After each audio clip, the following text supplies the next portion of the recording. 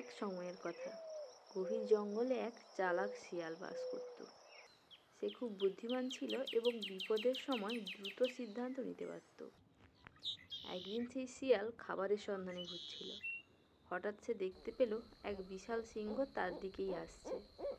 শিয়াল জানত সিংহ তাকে ধরে ফেলবে, রক্ষা পাওয়া অসম্ভব, তাই সে দ্রুত বুদ্ধি খাটালো। শিয়াল থেমে দাঁড়িয়ে এক গভীর কূপের কাছে গিয়ে অপেক্ষা করতে লাগলো।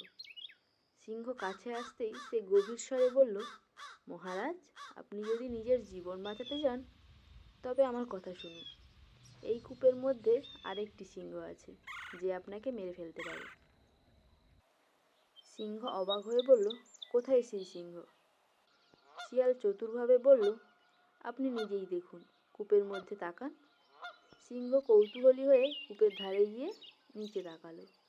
কূপের স্বচ্ছ জলে নিজের প্রতিবিম্ব দেখে সে ভাবল, সত্যিই আরেকটি সিংহ রয়েছে।